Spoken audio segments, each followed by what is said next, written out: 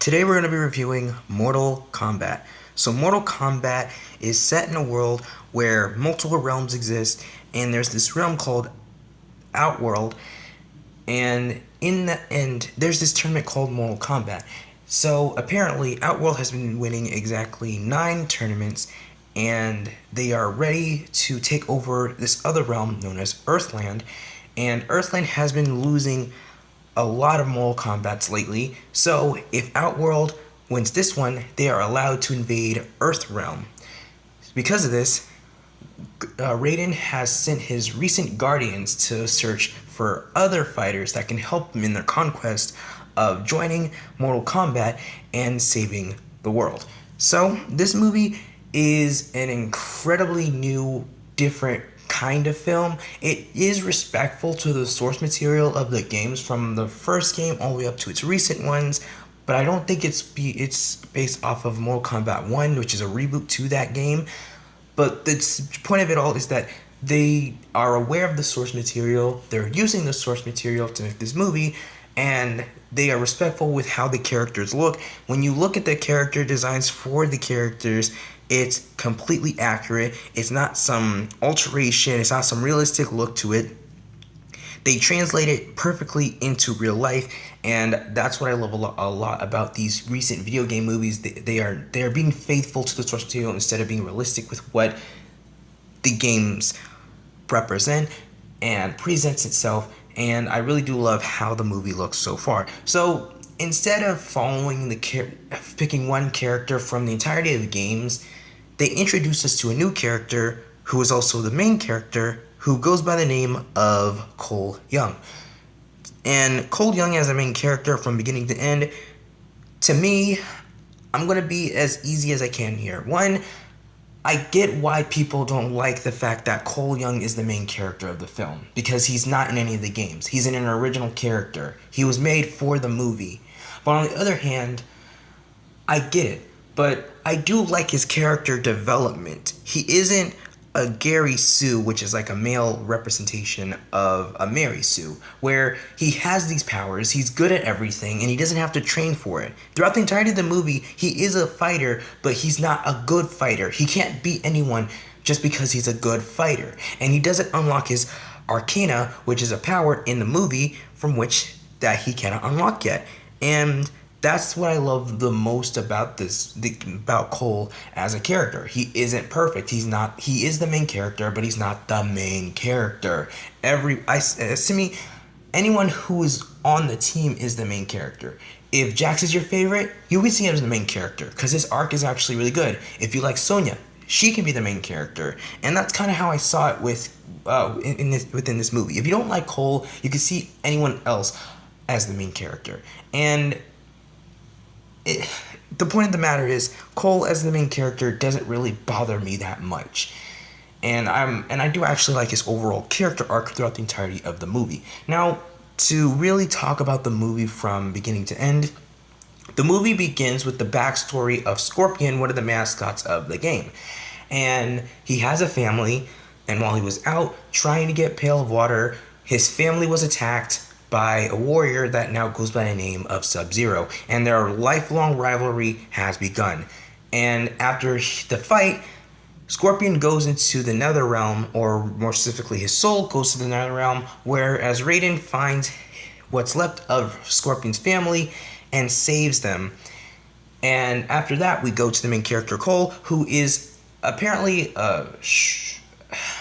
I hope I'm not getting this wrong. I believe he is a Fight Club member or a boxing member.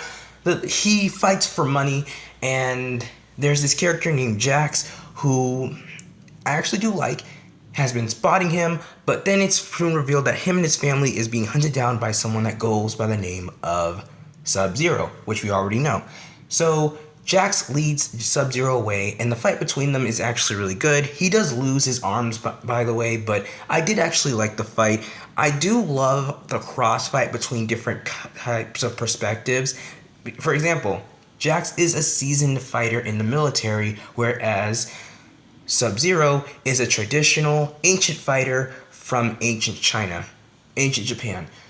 I hope I'm not getting this wrong. So it was obvious who was going to be the winner, but the fight was still interesting. It wasn't just a one-hit fight, as in Scorpion Sub-Zero didn't win after one hit. He actually had to struggle. He actually struggled trying to fight him.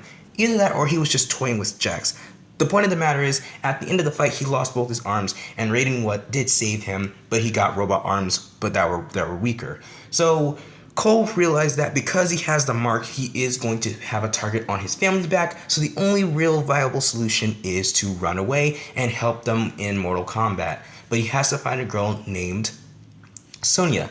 So he finds Sonya and they meet a bounty hunter from Australia that goes by the name of Kano. And the three of them join forces to fight Reptile.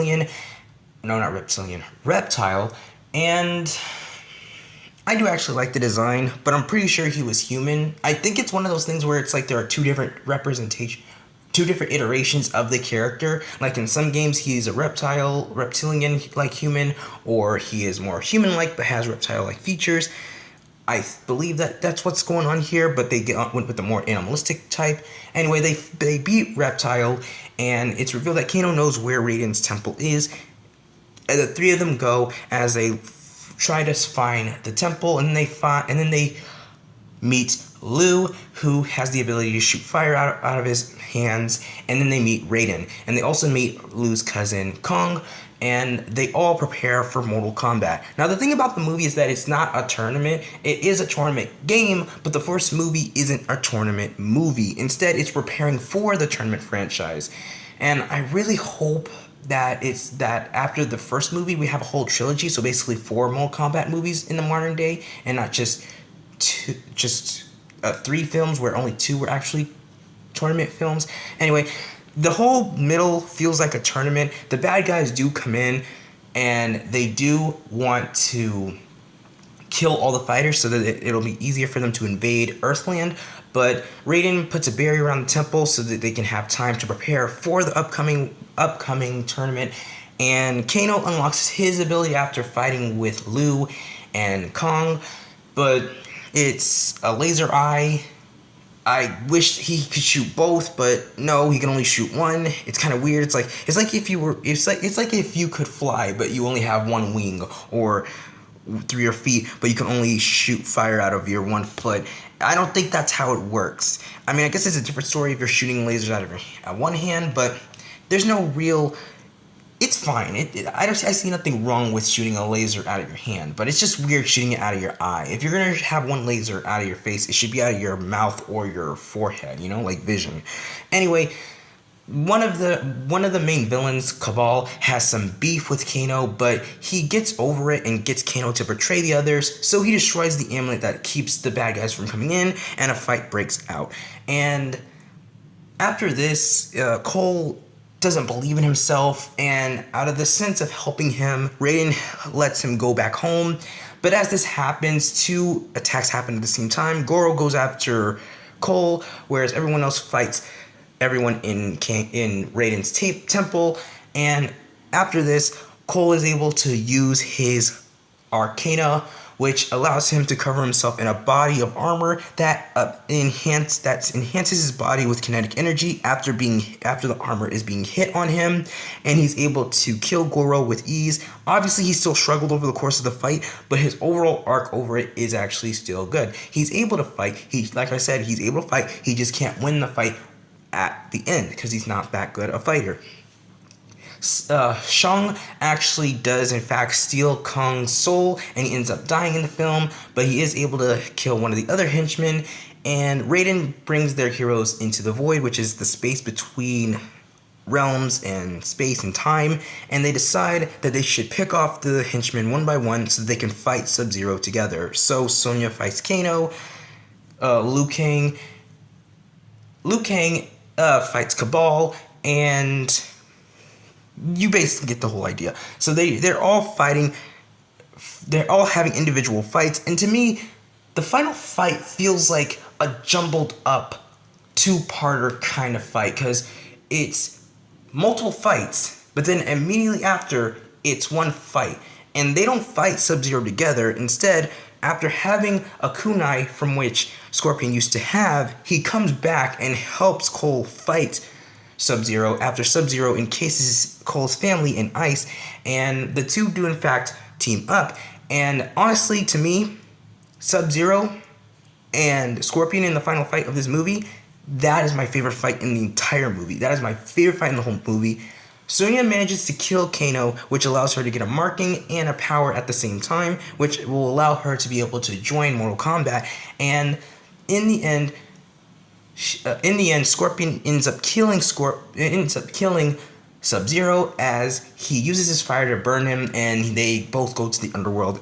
And after this, Scorpion tells him to carry his name before he departs.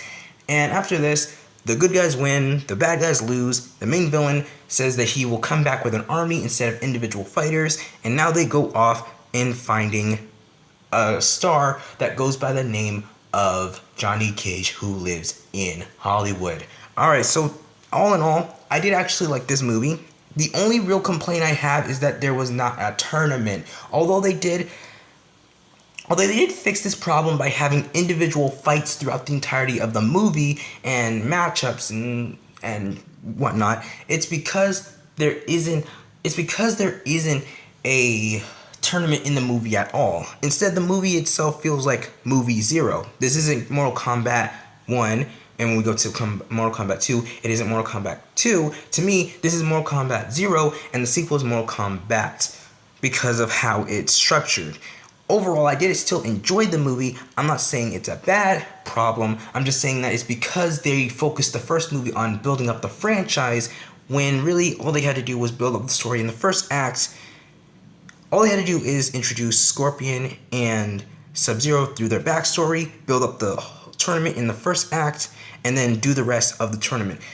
I'm sure they would have found a way for it to work, but all in all, I still enjoyed the movie. I loved all the fatalities. I loved all the fights. There are some characters I wish that didn't die, but I know Mortal Kombat enough to know that people who die in the Mortal Kombat universe doesn't stay dead forever. They do come back in some way.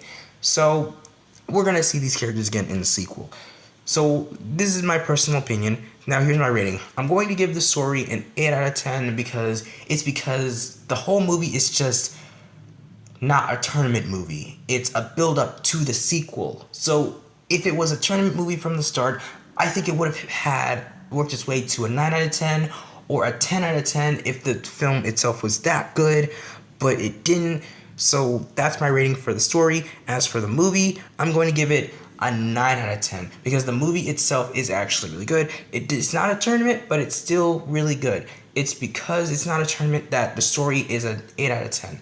But like I said, that's my rating.